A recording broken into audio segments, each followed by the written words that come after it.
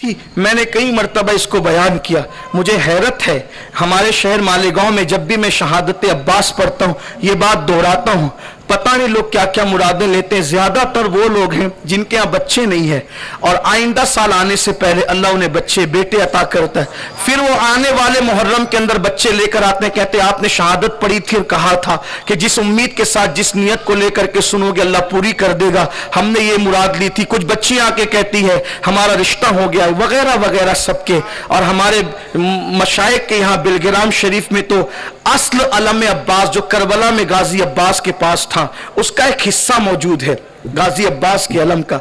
अब भी उसकी तासीर यह है कि जब वो अलम निकलता है, हमारे बुजुर्गों ने कहा, मैंने खुद अपने कानों से सुना अपने बुजुर्गों से, उसको देख कर लोग दुआ करते हैं तो दुआ मकबूल हो जाती। अब्बास की शख्सियत यूं, इसीलिए उनको बाबुल हवाइज कहा गया, हजरत गाजी अब्बास को बाबुल हवाइज कहा गया।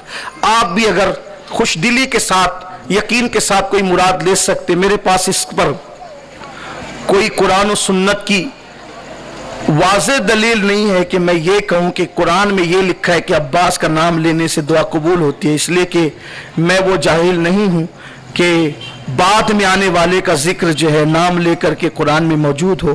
क्योंकि बात यह है कि अब्बास तो कुरान के नुज़ूल के बरसों के बाद पैदा हुए, उनका नाम लेकर के जिक्र कहाँ। तो कुछ लोग कहते हैं कि भाई उसको बता दे, अगर हालांकि इशारों में आप देखेंगे तो बात कुरान में साफ मौजूद है, क्योंकि कोई चीज कुरान में छोड़ा ही नहीं। कुरान कहता है इन्ना रहमतुल्लाहि करीबुम मिनल मुहसिनीन, अल्लाह की रहमत उसके मोहसिन बंदों के करीब है। और फिर हदीस पाक में आता है जब भी नेकों का जिक्र होता है तो रहमतों का नुज़ूल होता है, जब रहमतों का नुज़ूल होता है तो दुआएं तो मकबूल होती है। सकीना ने यह कहा, अब्बास ने अपने कंधे पे मशकी